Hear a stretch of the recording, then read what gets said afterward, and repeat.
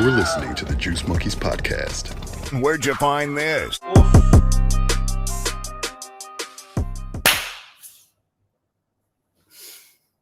What's up? Not impressed. What? Not impressed.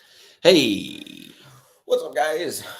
I don't know how to start this episode off. This is going to be an interesting one. We have A little bit to talk about. quite a bit. Well, I think too much, you said. You will, well, yeah, too much for one episode. We will do this leading into an interview with Adolfo Bedolla, going into his first NEF debut. Really, it's his MMA debut. So Yeah. MMA debut. It'll be interesting. Yeah. Stay tuned for that. In the meantime, we have Some stuff. he's competing tomorrow. Yeah, low-key stuff, you know what I'm saying? Yep. Low-key stuff. We have, PBJJF tomorrow. It's just a local tournament in Raleigh.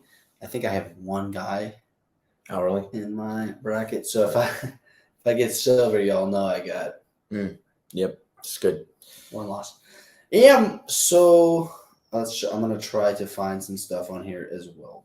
We have the UFC invitation. invitational results. Yeah. Pretty crazy. I have not had a chance to watch the matches yet.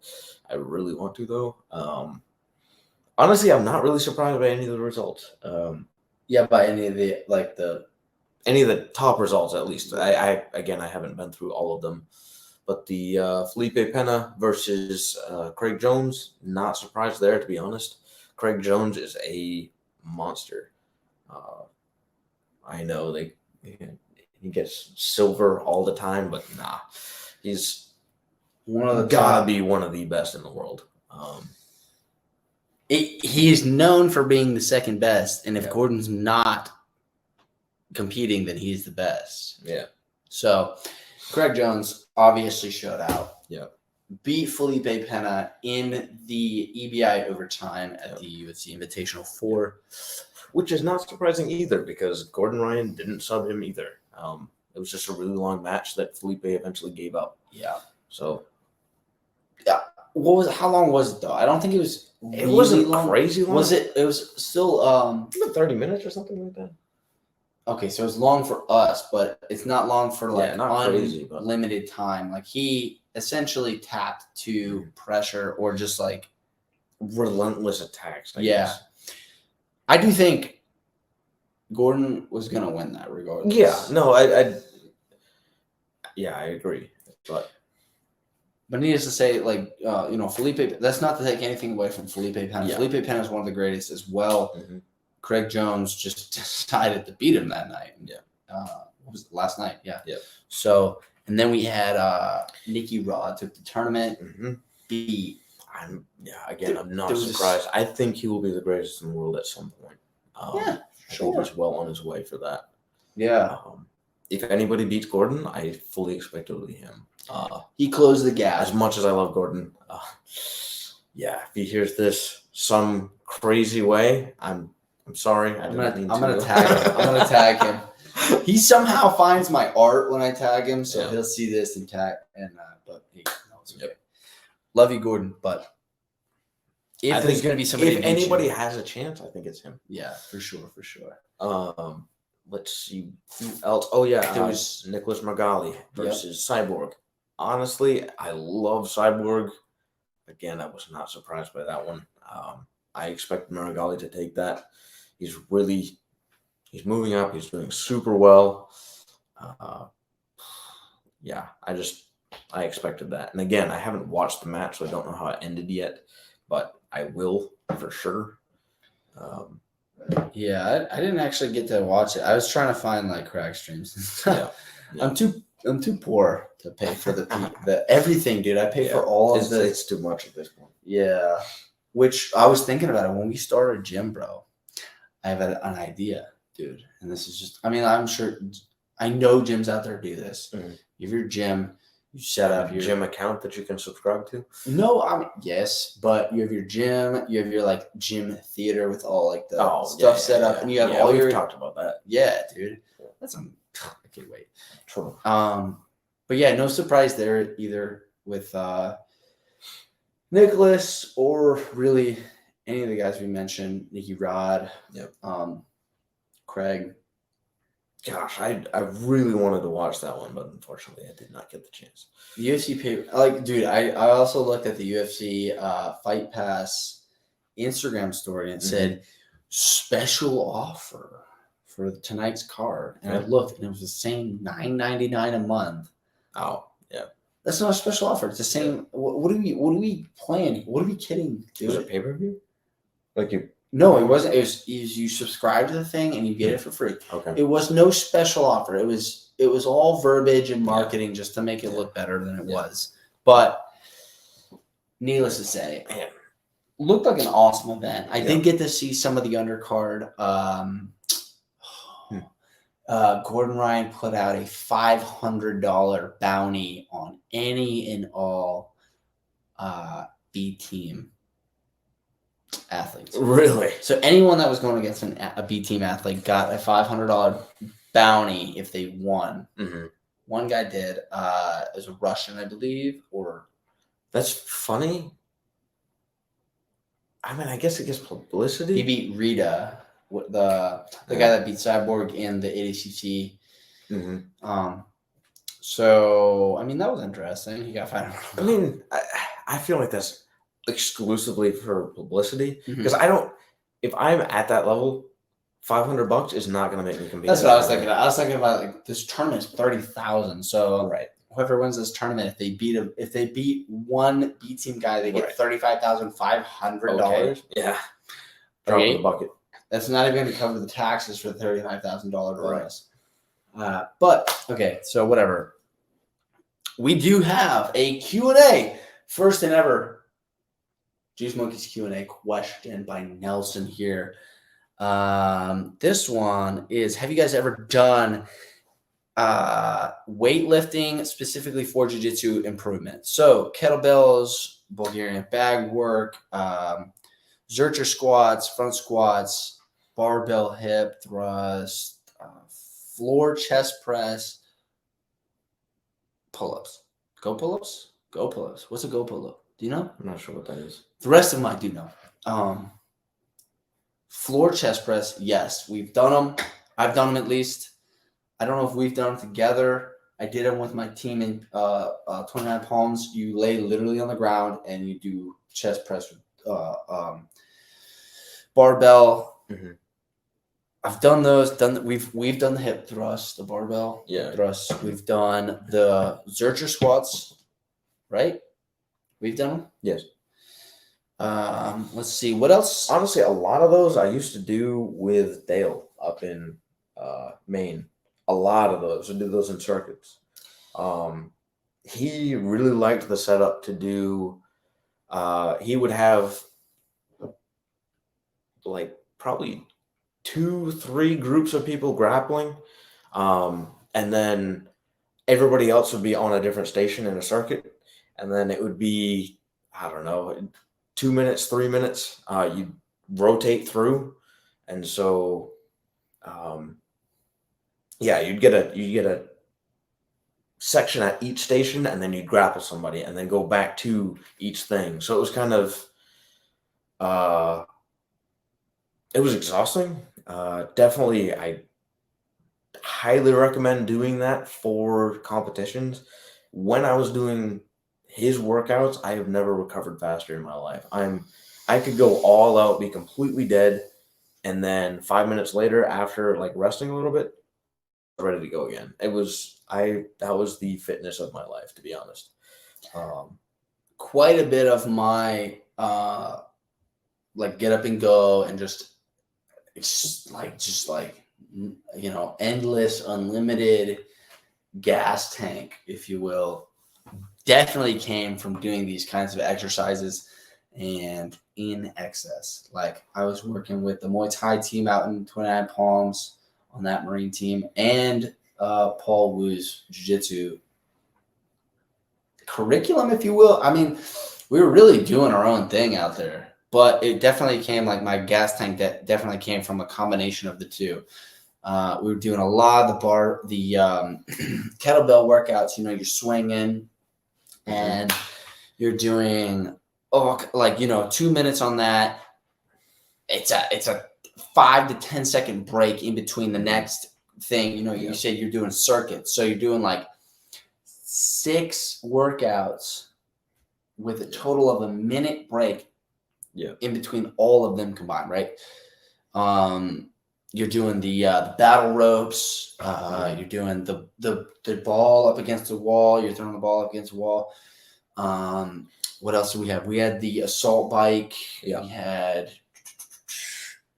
what's the one where you're pulling The rows? Yeah, you're doing the row machine.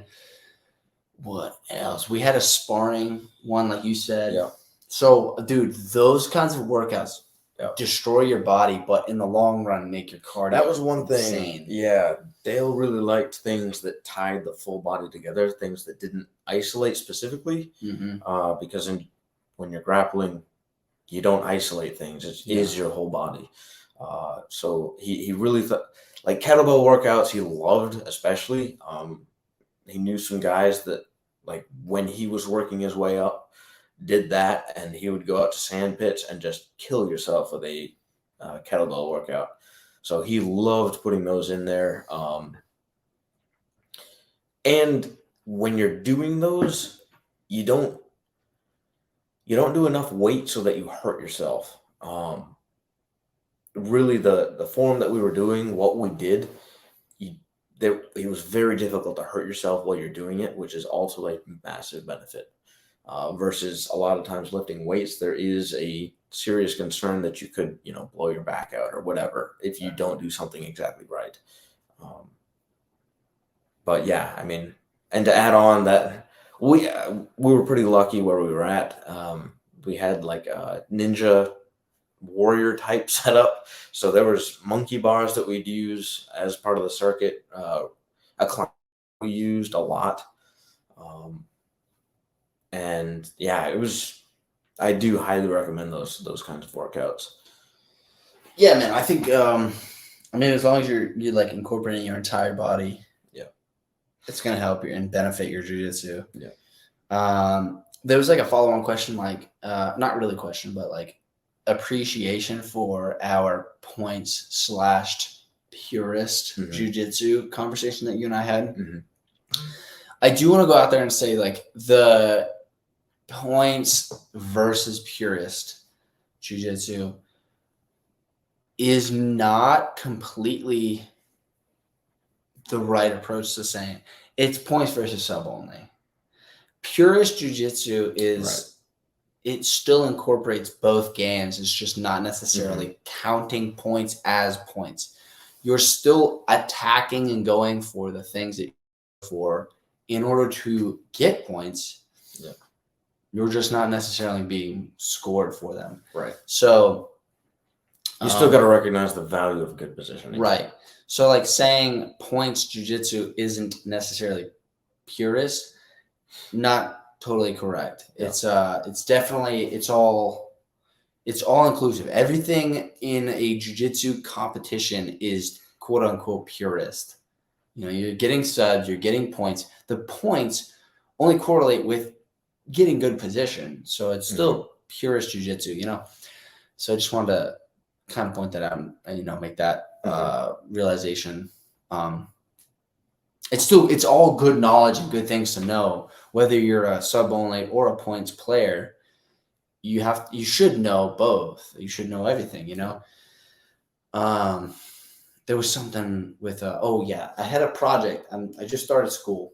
Had a project in school, a writing project, and it was the first essay that we had to do was to point something out in your life that you originally looked at and you had a certain perspective, and then you looked at it at a later date with a different perspective.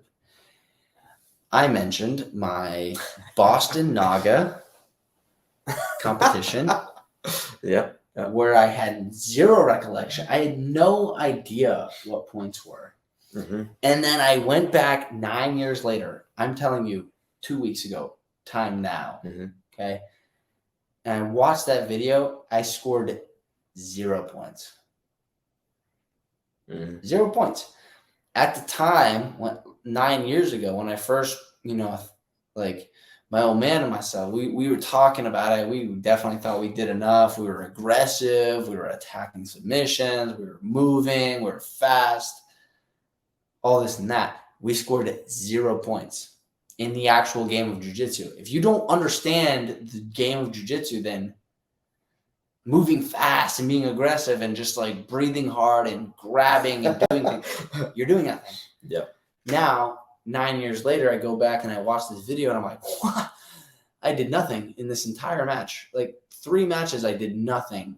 I scored 0 points because I didn't understand what scored points.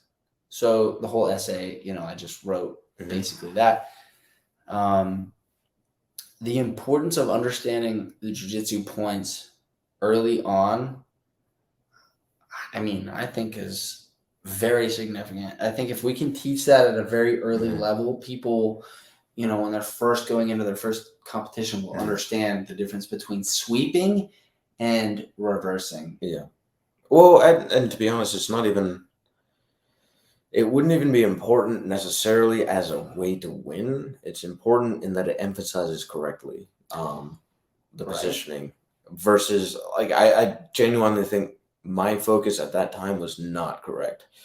I didn't like if I got to a position, I wasn't caring about holding it for very long, which granted there's stalling, but no, there's definitely like working towards a sub in a well-defined and systematic way versus, get to position and then jump on the sub and then it doesn't work. Like, no, you didn't deserve that win.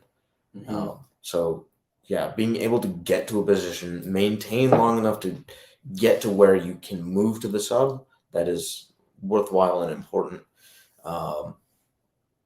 That's what that rule set is really, or what the point system is there to emphasize. Because those positions do mean something. If nothing else, you're tiring out your opponent. So if you didn't have a time limit and you maintain that position, they will tire out eventually and you will be able to sub them. So it's just, it's a good emphasis. Yeah, so to address those 1.5 questions, because one was a question, one really wasn't. It was just a statement.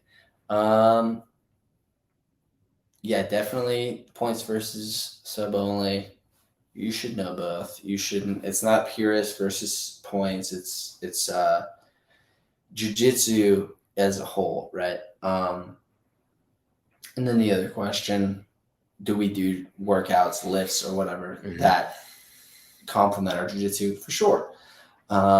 There are lifts that do it. Like people say not to work out like a bodybuilder or like a power lifter or whatever. Why? Like get as strong as you can for jiu-jitsu. Like people say like, jiu-jitsu is made for the small guy to take out big guys. Okay, but if you're a big guy that can take out anybody, so but anyways, so what are we at? What does that say? 18 and a half minutes. We got Adolfo Bedolla coming on any minute now. Or actually, no, let's do that. Let's do that for sure. Yeah. We've got so much content for you guys. I'm not even kidding. So much content. Derving. It'll be a busy weekend. Busy weekend for us. Busy next 3 weeks for you guys. We've got so much content for you guys coming out soon, and I cannot wait.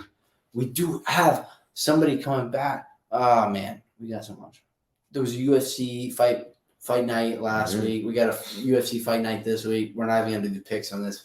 We got to start doing UFC picks. Because we've got UFC fight night after UFC fight night after UFC fight night. We got to start watching again. It's been hectic. It's been crazy. It's been wild. Got so much stuff. We're busy. So much stuff, dude. Looking forward to it. It's going to be a packed next couple of weeks. I'm on vacation, but not planning on being lazy about it. Yeah, you're going to be on stuff, dude. It'll be we got a lot of stuff. I just said you're going to be on stuff. That's weird. Yeah, that's why I went to the Juice Monkeys. All right, so joining us today on episode 41 of the Juice Monkeys podcast, we have Adolfo, the Red Panda Bedolla. Is that what you wanted? Let's just say Adolfo.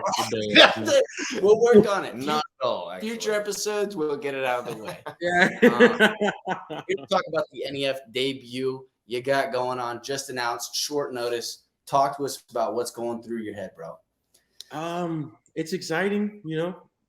Mike DM'd me and was like, "Hey man, what you think about this?" And I was like, sarcastically, like, "Yeah," but deep down, I was like, "Let's do it." Okay. And I thought you were being sarcastic about it. I'll be honest. You thought I was? Oh, 100%. You sent it to me, and I was like, "Dude, this is up in Maine. No way he's serious." And I was like, "Yeah," and he's like, "All right," and I was like, "All right." Dude, miscommunication that can be done through text. Yeah. 100%. I'm rocking the NEF shirt for you, dude. This is specifically for you. Disclaimer: I have no correlation to them besides fighting for them. Yeah, true. Yeah. Hey, we want to make sure we get that out there. Okay, so how many days notice? I genuinely don't remember when I sent you the text. Do you know? Let me see.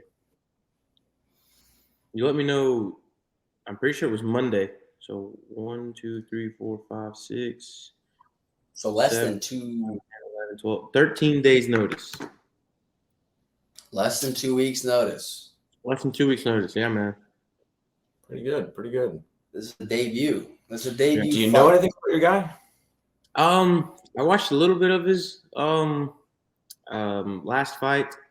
I mean, didn't see anything crazy out of him, you know, but you know, you can't underestimate anyone gets into the cage. But I feel confident, you know. I think we've been working hard, and yeah, I mean, I feel good. I really do.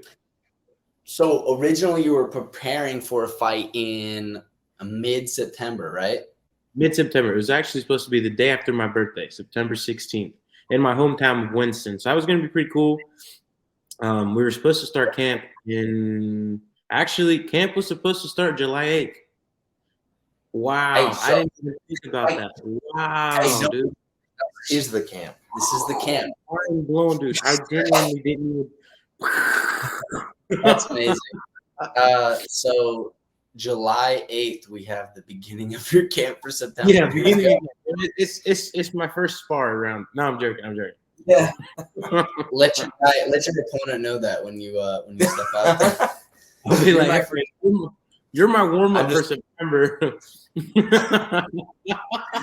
that's amazing. That's amazing. So, being your first fight, like what is going through your mind? Like, I'll be honest, it's settled in, but at the same time, not 100%. I don't think it'll settle in until I'm in the cage and I'm like, oh crap, you know, this is happening. Yeah. But nervous for sure, you know, but it's a good nervous, you know. I don't have. I've been working on eliminating any doubt that I've had about myself. I know Mike and I talked about that not too long ago, and it's definitely working. I've noticed that when I think about it, when I talk about it, there's less thoughts going in my head of things going not my way. So I feel like mentally we're getting there. Physically, you know, sucks that we got to do a little bit of weight cut, but it's not that much. I'm fine. I'm not worried about that. All the non-heavyweights. Continue. Sorry. My bad. Oh, no, you're good. Yeah, you're good. But I mean, it's not like we're cutting anything crazy. Also, you know, like I said, it was on a 13 days notice, so it kind of caught me off guard on that from that perspective. But Sure. apart from that, I feel good, man. I feel good. Yeah, man. That's good. I again, sorry, I didn't mean to cut you off. I was saying all the non-heavyweights are like, bro, you cutting weight? Yeah. Sorry, I let myself go too far and I got cut late. Dude, it's all right. It's all right. Hey, you you got a bit of weight to cut, but it's not a ton. And and it was gonna come off anyway eventually. That's right. the plan. The plan was to start this as a long term, not just for fighting. So this you're not water cutting. You're dieting down. A little bit of both. We start water cutting on Sunday. Yeah. GSP baby. Yeah. Mm-hmm. Yeah. I'm gonna look like a skeleton on come Saturday. Yeah, that's a dog. Oh my god. Yeah. It's gonna be good, man. It's gonna be a good transformation. Yeah. So you said like you got some nerves, you got some like a little bit of anxiety, not a crazy ton, which is kind of good with the short notice fight. Mm-hmm. You can't build up a whole lot of anxiety or nerves. You have a little bit, right? How is that? I mean, again, this is hard to tell because it's your debut, but if you had to consider the fight in September, say you got a name, say you got a 1-0 guy, right? You got a name and it's in September. You have time to like let that marinate, right? You have time to like think about all the outcomes, good and bad. With this one, it's a week away as we talk right now. I mean, this from a week now, you're weighed in, you're good. We're eating. We're in Maine, we're in Portland. How does that affect your mindset? Well, the way I've thought about it, and it's kind of helped me process it, is I think of it like I'm kind of comparing it to like a short match like jiu-jitsu, because you kind of, even when we do super fights, you don't really find out your opponent until, 2 weeks before, things like that. Maybe a month before, like I know you guys are doing Toro, you find out a little bit earlier then. But I know like my last Toro, I didn't find out about him until like 3 weeks before. So it's kind of like I've kind of played that through my mind. It's like, okay, if I stepped in on and have done these other types, even like tournaments, you don't really know who you're getting until the day before, you know. And it's always like 2 days, 3 days notice. So it's like I once again, I know it's not the same the same thing, the same jiu-jitsu world and MMA world, but from the perspective of it's helping me not to get carried away and focus and dwell on it too much. He's just another guy. We're just two guys getting in there, going at it. Hell yeah, dude. As far so this is actually genuinely a question. When did you start everything? Like, when did you start training? When did you start like getting into it? Who got you into it? What's that whole story like there? So all credits to my pops. He's the one who got me into it. He's been doing it a little bit longer than I have. So in total, my dad's probably been doing it for about 6 years. But he's been on and off a little bit with work and injuries. And same here.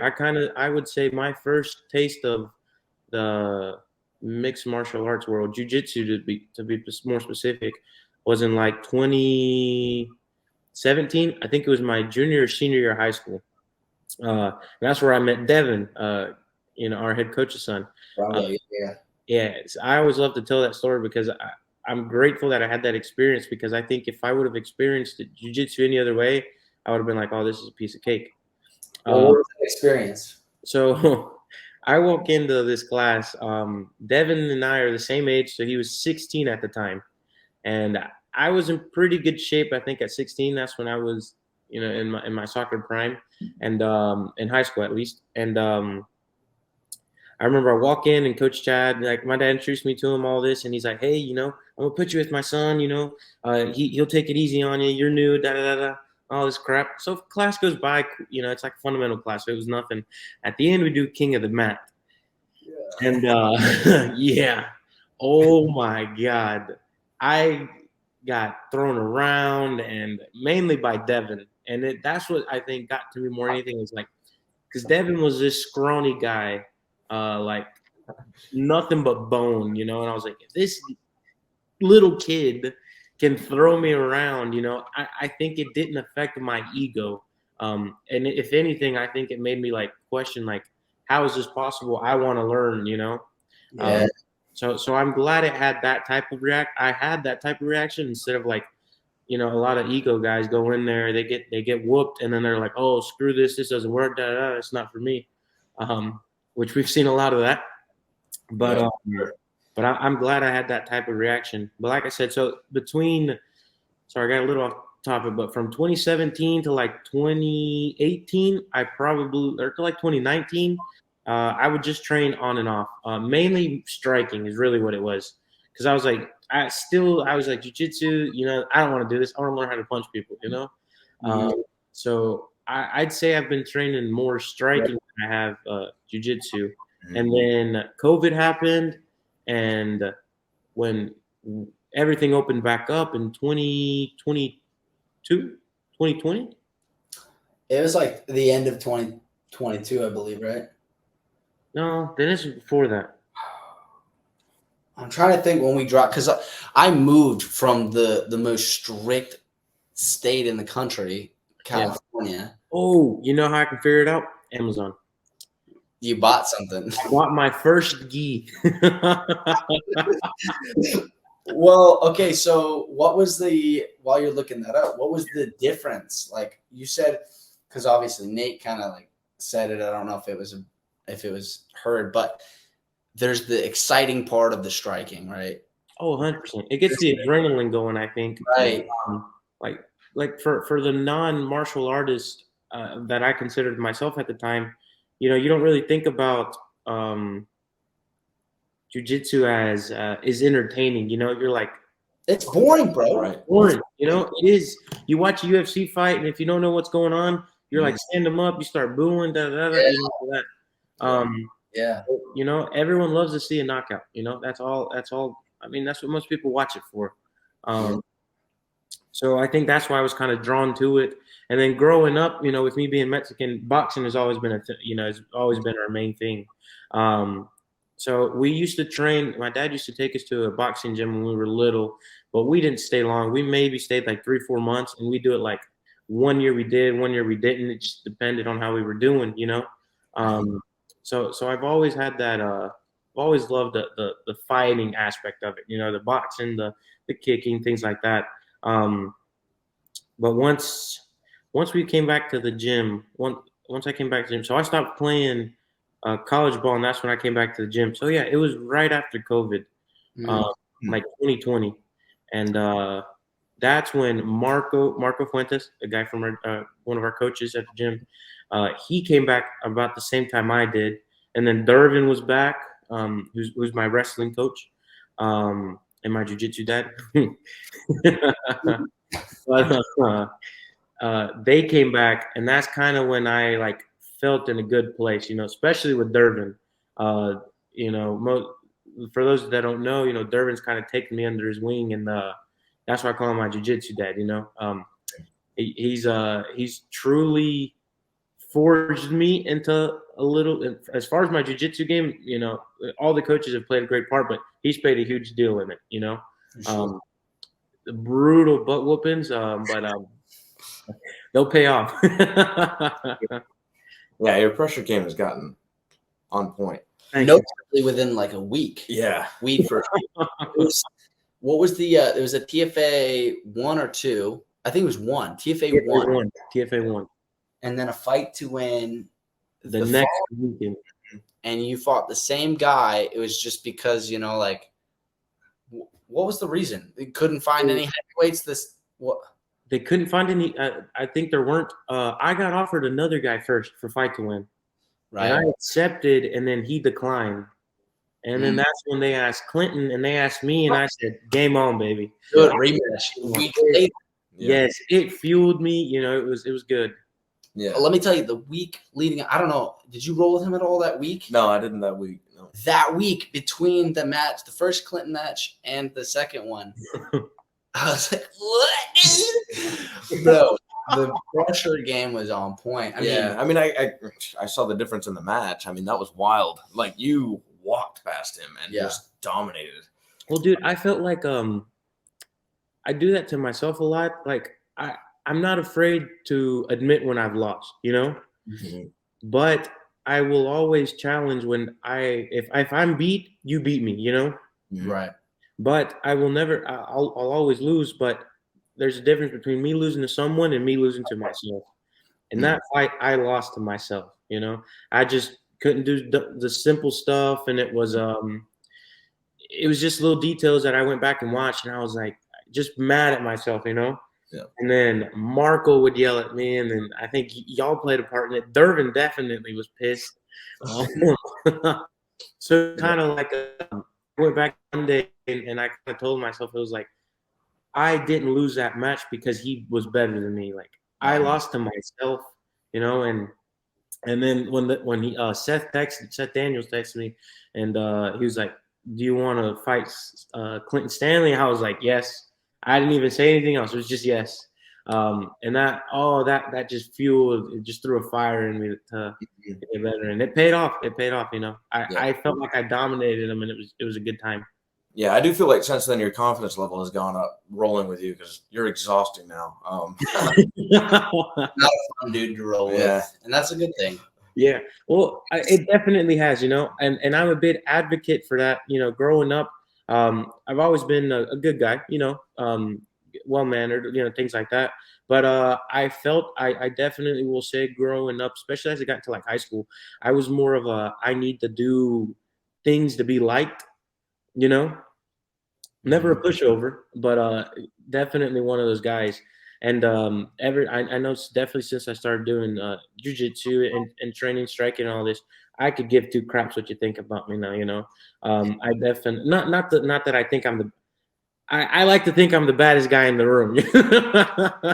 Am I? Who knows? You know, but I like to carry myself that way, and it's paid off for me in the long run. You know. Mm. Well, come July 8th, dude, I hope you carry that energy, man, because that's quite the energy to carry into the NEF cage, dude. It's going to be something unreal. I know the experience is going to be unreal to you just in the venue that NEF is taken. Mm-hmm. For this to be your debut event. What is the venue? Merrill Auditorium. Oh, really? That's a cool one. This looked it up. I was like, wow. Yeah, bro. It's like a symphony orchestra debut. Dude, theater. It's crazy there. When he fought there, it's amazing. I remember in the back, all the people who like ushers or whatever you call them, I don't know. But yeah. It was a bunch of old people. They were sitting there watching books or reading books. Fighting in the cage. I was like, what is this? Yeah. I mean, it was super cool because the great view, great energy. I mean, yeah, it's definitely a cool place because you're definitely the spotlight there. That's what I saw. I was like, you're definitely the center of attention there. You know, everything just looks down on you. I'll have to do some opera before I walk in. You win, and then like you're going out post fight, post fight interview. Post fight, bro. I'm walking away if you do that. Oh man, that's amazing, dude. I can't wait, bro. It's gonna be awesome. My brother said he was coming up. He's like, you know, he's pulling all the stops. He's getting out of work early. He's coming up. He's coming. Heck yeah, dude. Good deal. Good deal. It's gonna be awesome, dude. Yeah. I'm excited, man. You know, it was very short notice, and like we said, I had to do a lot of things on my end. To get it to happen. You know, I had to make some arrangements at work and things like that, and took a lot of convincing, you know, myself, and then talking to my parents, and just kind of having to drop everything. Yeah. They were like, you know, just wait till September. You know, like you're fine. Da da da da. And I was kind of like, I kind of told myself one night, I was like, no, I want to do it. You know. Mm-hmm. And I kind of told him that, all right, can't hold you back. You know. And I was like. And that's when I texted Mike, and I was like, all right, I'm in. Dude, I have to say, like, shout out to your parents, man. They're some amazing people. I got to meet them. I don't know. I want to say I like briefly in passing met your mom at some like jiu-jitsu super fight event. Mm-hmm. Obviously, I know your dad from training, but seeing them both being so supportive at the last PKB tournament. Yeah. Dude, you have like one of the most amazing support groups behind you for something like this. Like, even with a little bit of pushback, like, hey, like, let's chill out. Let's go to September. Okay, no, this is what you want to do. All right, let's do it. Let's go. Full force, work. Let's arrange that all up. Let's get it. Let's go. This is like, at the time that it was confirmed, is a week and a half away, dude. Yeah. We had to buy plane tickets. We had to get like, all the arrangements for lodging, just get everything in order. And your parents are just like behind you. That support group is amazing. And it's incredible to have behind you. You know what I'm saying? Like, I agree, man. I feel blessed, to the fullest extent. That's one thing I've always been grateful for, is that they've always been there for me and supported me in anything I wanted to do, growing up playing soccer, they were always there for me. And then now when I started doing this and I was competing and all this, they were always there to support in any way they could, And so they left for Mexico. Today's Friday. Yesterday, actually. So that was another thing we kind of had to overcome, is like, so for those that are listening, my dad has his own business, and I work with him, and we kind of run the office together. So he was leaving. He left yesterday and is gone for 2 weeks, and sorry, he's leaving for 2 weeks. So the plan was, all right, you're in charge, keep things under control while I'm gone. And then I hit him with, hey, I'm leaving for a Friday, maybe through Thursday, to fly up to fight. And that's why he was a little bit of a pushback of, I don't know, like, let me think about it. Like, it's just, you're leaving.